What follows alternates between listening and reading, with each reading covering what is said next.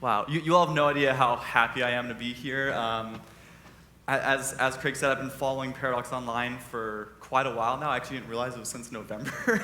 So, wow. So one of my friends, and actually my high school youth pastor, mentioned Paradox to me while we were at lunch one day. And in millennial Netflix fashion, I went online and I binge-watched everything on Paradox's YouTube channel, every single worship service, and I absolutely loved it. At the time, I was working at a Christian school, and I was beginning to feel quite alone in my spirituality, and frankly, I was questioning if following Jesus still really made sense for what was happening in my own thoughts and feelings.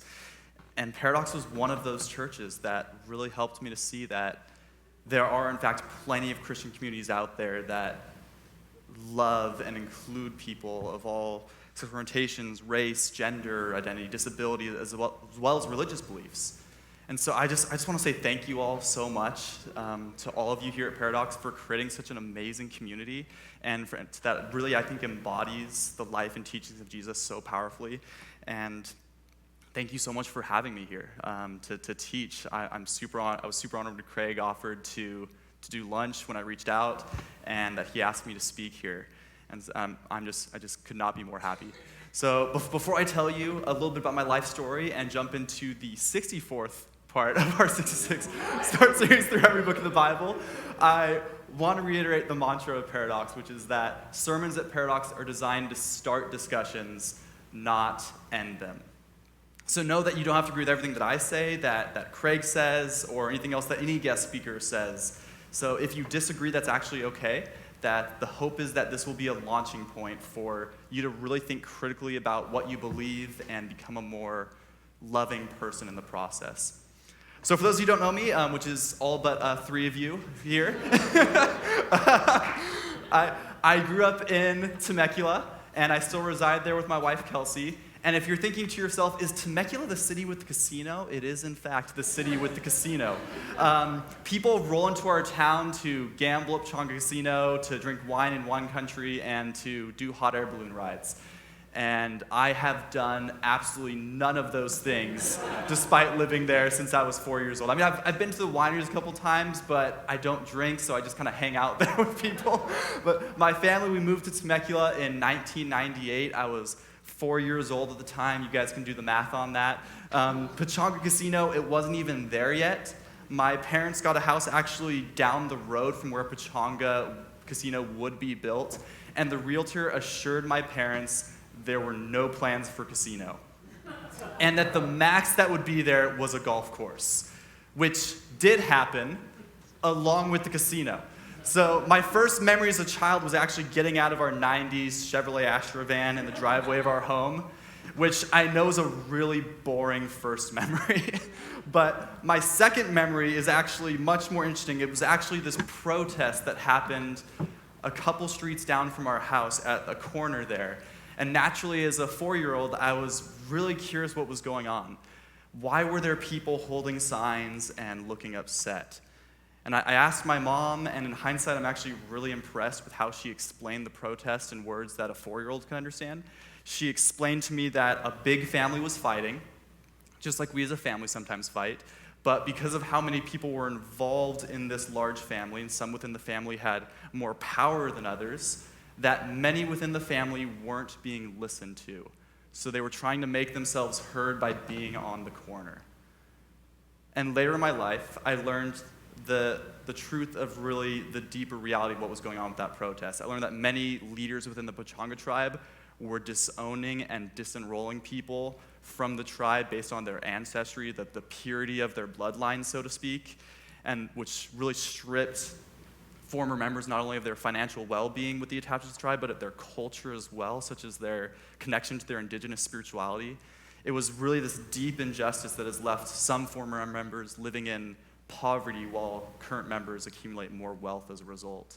And this was one of my earliest memories in general. That this was, of course, my first time seeing a protest. And I would begin to see many protests over the years in my town.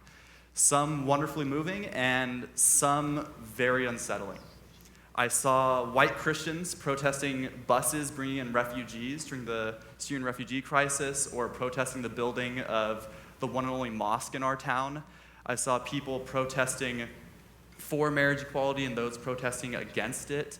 I saw the protesting and participated in the protesting of a mayor who made racist comments in a demand that he step down. And just recently, I saw a protest about gun control. And in adulthood, I got the pleasure of participating in some of these protests. And whether it be protesting the racism in our city, state, and country, whether it be protesting for global action to address the global climate crisis. And every time I participated in these protests, and every time I witnessed these protests, I was always shocked to see how people had various hills they were willing to die on. If there's this duck pond in the center of our town that this tends to be the spot where protests happen. It's kind of right in the center there. And there would often be one side of the debate on one side of the road and another side of the debate on the other side of the road. You would see these hills that people were willing to die on. And I tell you all this because these are moments that have shaped me as a person, but also because the story that we're going to dive into today, the book of Daniel, is a story about 4 friends who felt called by God at different points in their life to protest.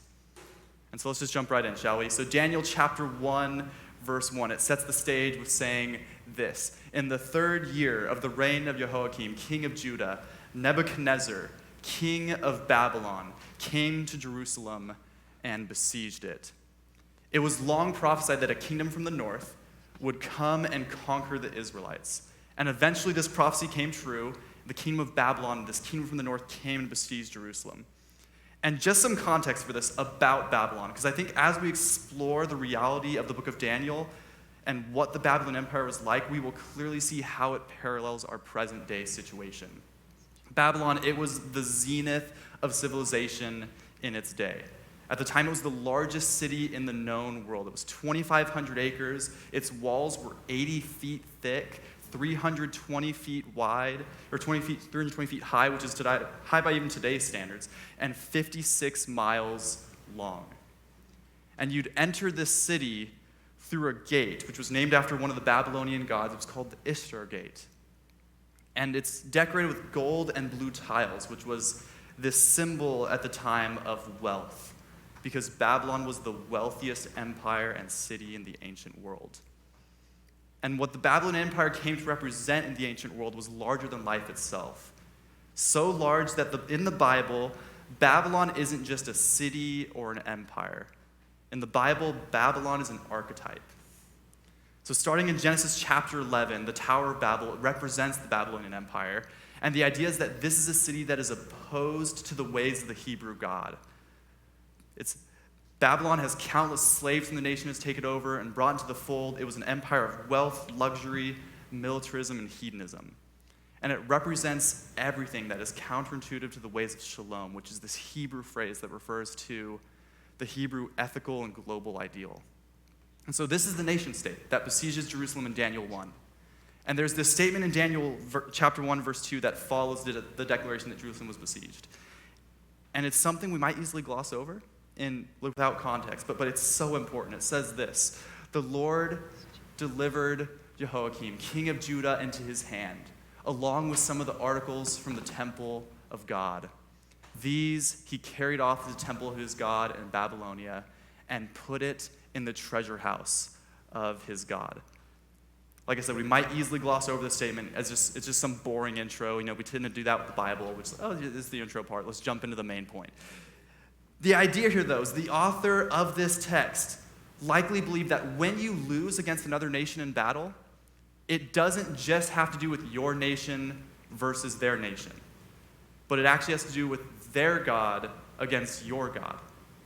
And so this statement that articles were taken from the temple of God and put in a Babylonian temple is the king of Babylon's way of putting on display for everyone to see that the gods of Babylon defeated the God of the Hebrew people, and to make this public proclamation that they are therefore superior than the Hebrews.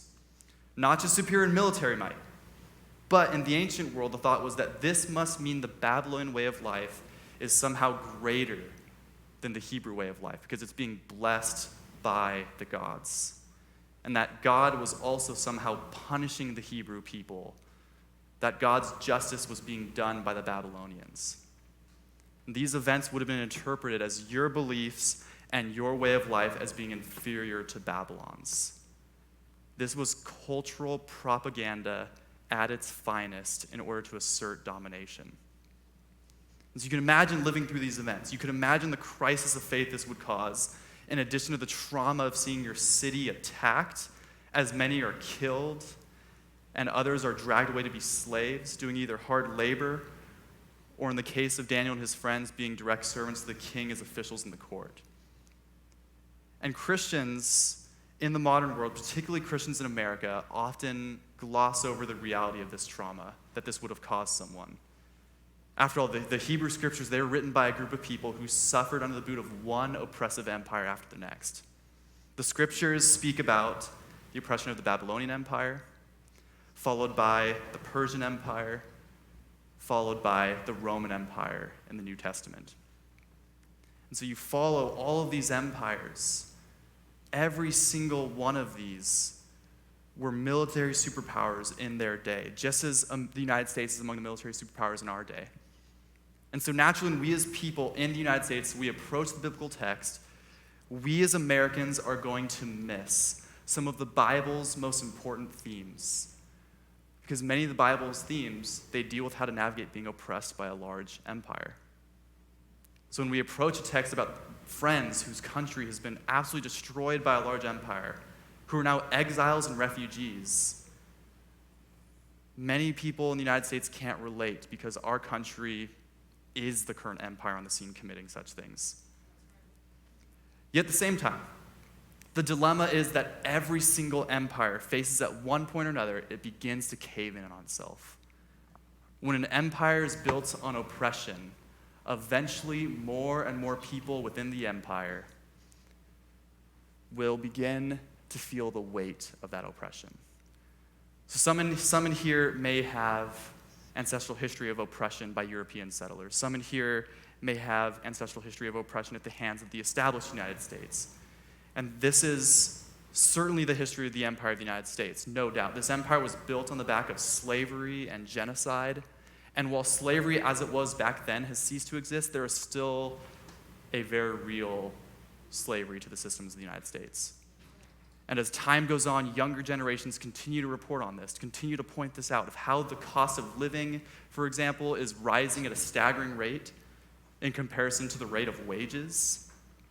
Wealth disparity continues to increase as the poor become poorer and the rich become richer, all except really the top 1% are beginning to feel more and more the weight of an empire collapsing on itself.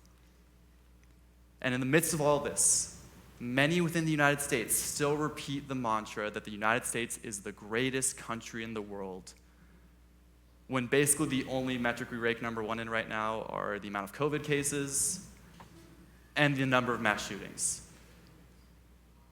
So how does one live within such an empire that oppresses all people, including its own, and only benefits the very few people at the very, very top?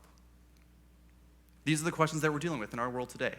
And these are the questions that the authors of Daniel were dealing with in their own time. And so I think there's ancient wisdom here for us here in the book of Daniel that I believe we must turn our ears to. And the text describes how Daniel and his three friends, they end up in the king's court. And it follows this way. Then the king ordered Ashpenaz, chief of his court officials, to bring into the king's service some of the Israelites from the royal family and the nobility, young men without any physical defect, handsome, showing aptitude for every kind of learning, well-informed, quick to understand, and qualified to serve in the king's palace. In other words, these were privileged. These were some of the more privileged Israelites. He was to teach them the language and learning of the Babylonians.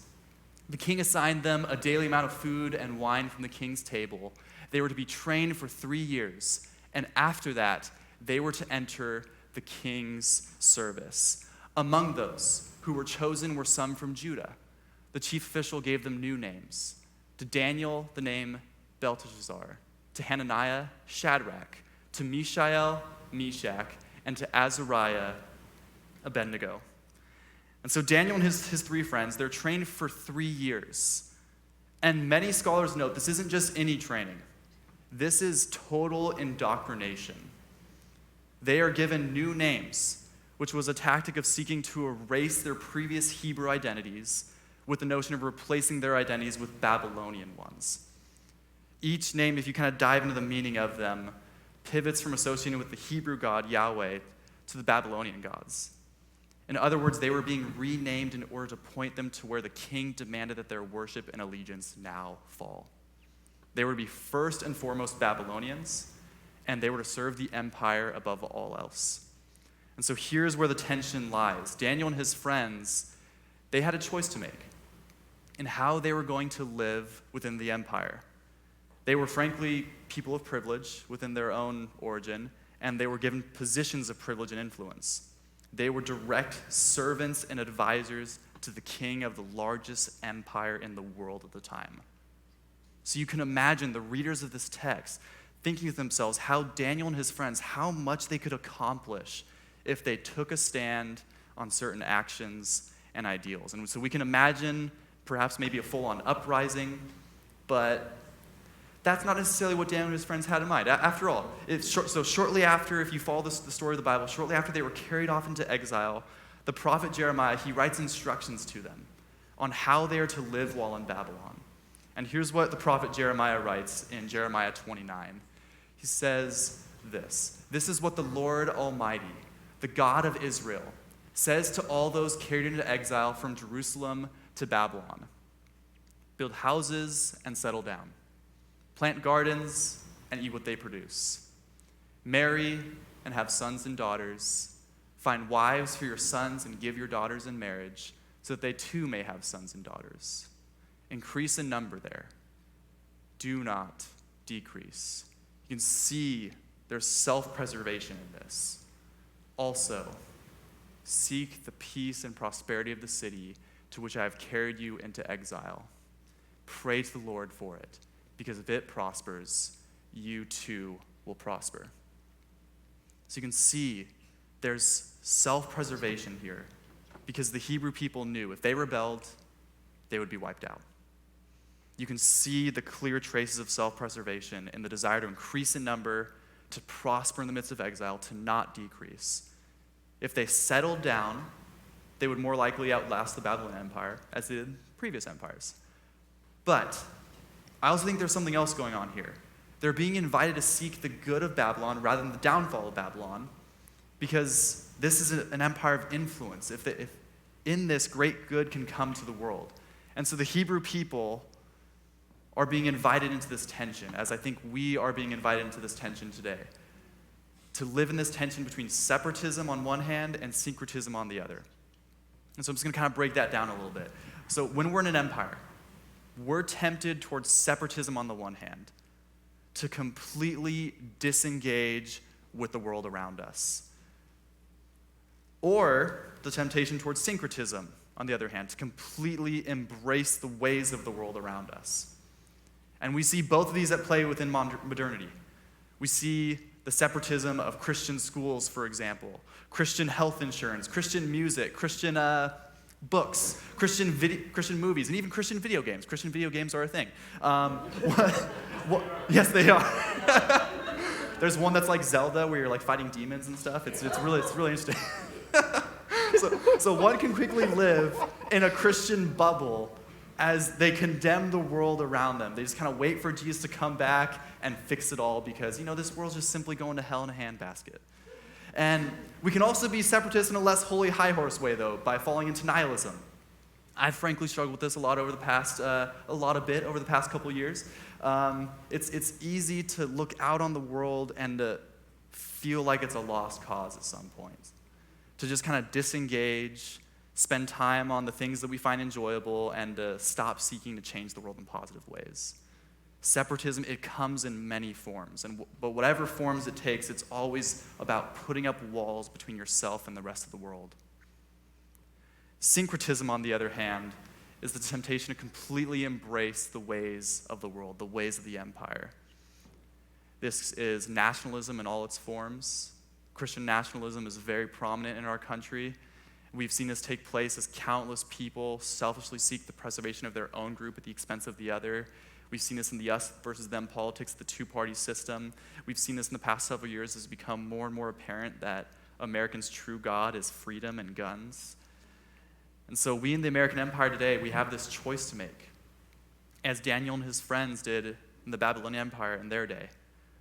What is the next step forward that seeks to make the country we live in and the surrounding world better without compromising our values toward either separatism or syncretism?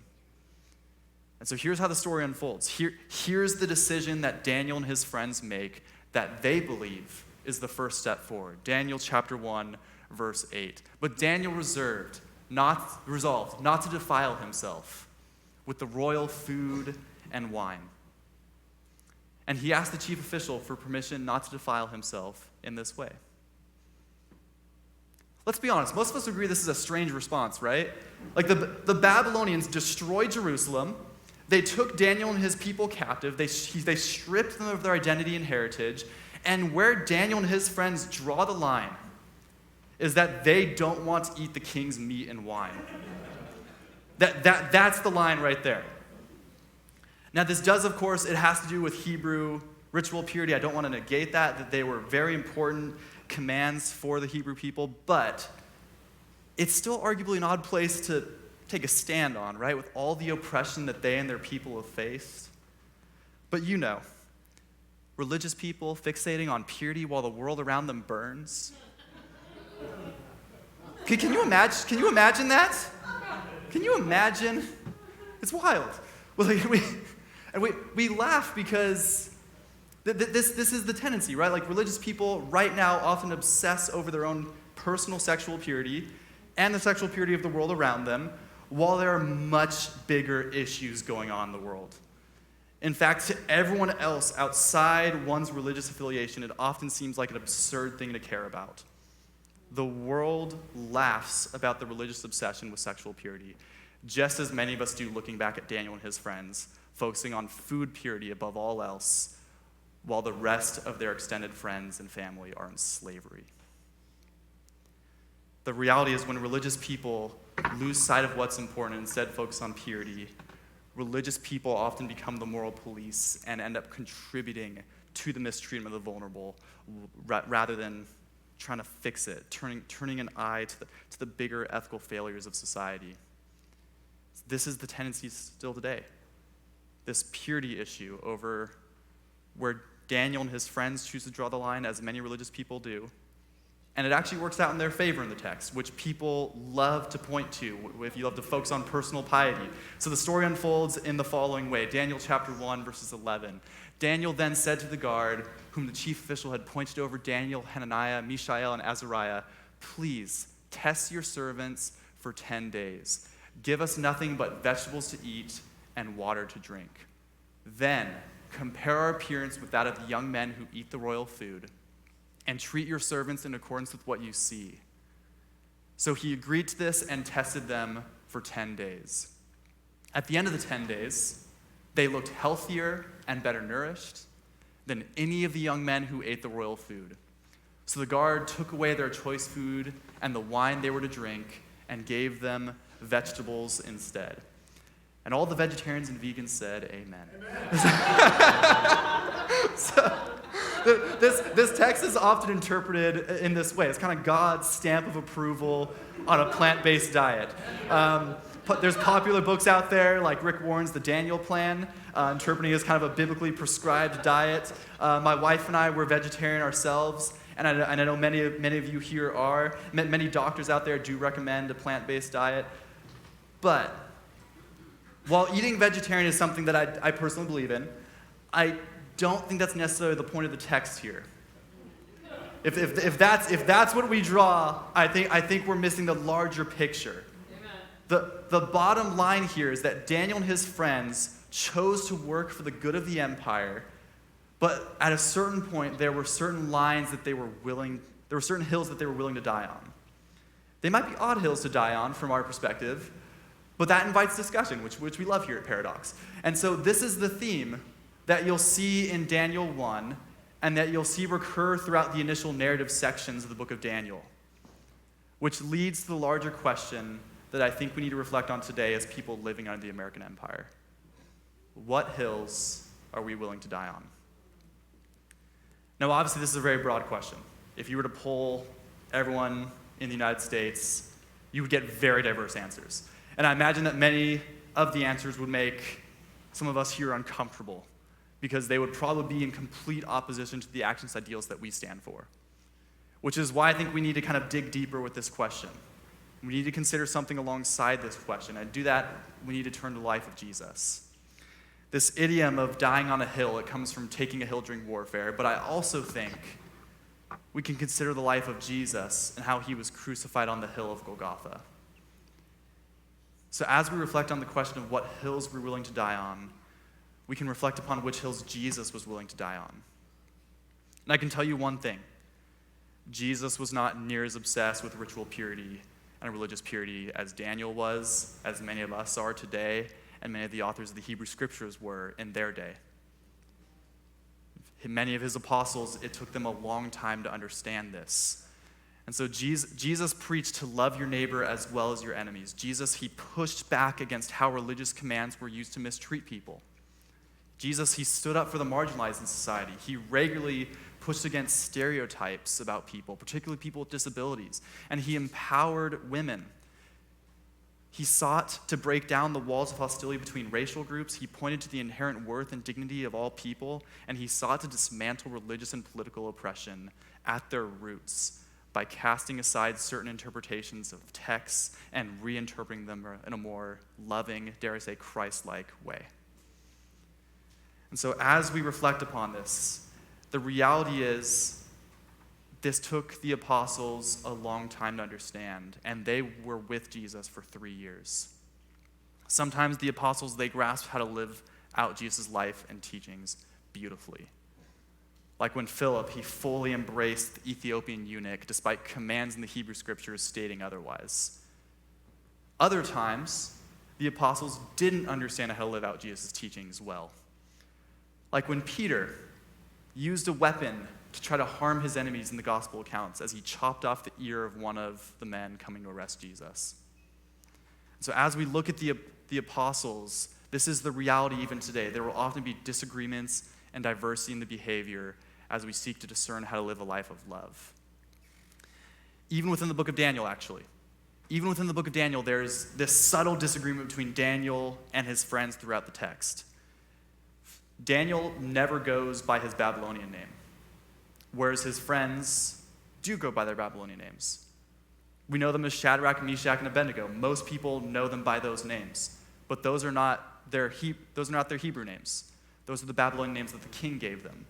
So you remember the chief official gave them new names. To Daniel, the name Belteshazzar. You don't really know Belteshazzar, but that's Daniel. To Hananiah, Shadrach. To Mishael, Meshach. And to Azariah, Abednego. Daniel seems to refuse to refer to himself or go by this name. The characters throughout the story always call him Daniel, including the kings. And Daniel comedically, at certain points, he spells his Babylonian name very differently nearly every single time in the book of Daniel, which is kind of this subtle just way to say, like, yeah, I really don't care about that name, like, at all. So he just spells it differently every single time. So there's places where it might not really matter that much if some of us choose to live one way while others choose to live otherwise. These are situations where it simply has to do with personal piety rather than relational redemption. And by this I mean that love asks more of us when it comes to how we treat others. It's very different. If Daniel disagrees with using his Babylonian name, but his friends feel fine with it, that is a completely different scenario than if they disagree on how they treat other people. This has become very apparent in the last several years in my life, as I'm sure for many people. So as I mentioned, I used to work at a private Christian school, and I'm sure most of you are familiar with the reality that so many parents who send their kids to a Christian school, they do so because they want them taught one particular worldview. They don't want to expose them to the world, so to speak. And it's often more of a separatist mindset that we spoke about earlier. And the particular worldview that parents who send their kids to a Christian school want their kids taught is typically more of a literalist and fundamentalist approach to the Bible, which has major implications for how one views the world and lives their life. In these contexts, sexual purity is often fixated on, and as a result, LGBTQ plus kids are often marginalized within private Christian schools. And myself and about 6 other teachers were teachers who LGBTQ plus kids felt safe with. So several of those teachers, including myself, were labeled heretics, as a result by many parents and students. For the most part, administration didn't really get involved or say anything until they did. An email went out one day to all of the teachers that we should refrain from using preferred names and pronouns, and instead only refer to students by their birth name and their birth sex. And like I said before, I was one of the few teachers who was safe for these kids and used their preferred names and pronouns. So it was pretty obvious who the email was directed at, despite being sent to all of the teachers. So I immediately sat down with the head of the theology department, whom I was a part of, and thankfully we were on the same page with this. We went back and forth about how we should proceed, and essentially the conversation ended with me using the phrase that we're discussing today, that this would be a hill I would die on. That I would continue to call kids by their preferred names and pronouns. And I would not waver in seeking to be a safe person for them to come to. And eventually, while I was not fired from there, it became clear to me as time went on that I could not stay and also live fully into my convictions. And so there was all this rhetoric about being a diverse community who interprets things different but lives in unity at the school. But like I said a bit ago, there's a difference between interpretations of personal piety and interpretations of how we should treat others. And for me, this wasn't something to have a nuanced conversation about. Thankfully, I wasn't just teaching there, but I also coached the esports team there, so I chose to continue to coach as a volunteer. And so when I left my teaching job, I told all the kids who were connected with me that I would still be in the esports lab nearly every single day after school if they needed me, or they can message me just directly on Discord. And I tell you all of this not to pat myself on the back or anything, but to really point out that with what I did, there's no explicit Bible verse that told me to do these things, other than Jesus' command to love others and to treat others as I would want to be treated. So that this was me engaging with my tradition, dialoguing with people who were close to me, and trying to thoughtfully proceed with what seemed like the most loving and Christ-like thing to do. And so that's the theme of Daniel 1, and I think that's the invitation for all of us here, to be guided by the love of Christ in dying on the hills that Christ would have us die on, so that the world may experience resurrection as something new. So may you reflect thoughtfully and intentionally upon which hills you are willing to die on. May you be inspired in this task by the life and teachings of Jesus, and may you focus less on religious commands and purity and more on what love asks of us. And may you become a more Christ-like and loving person in the process. Amen.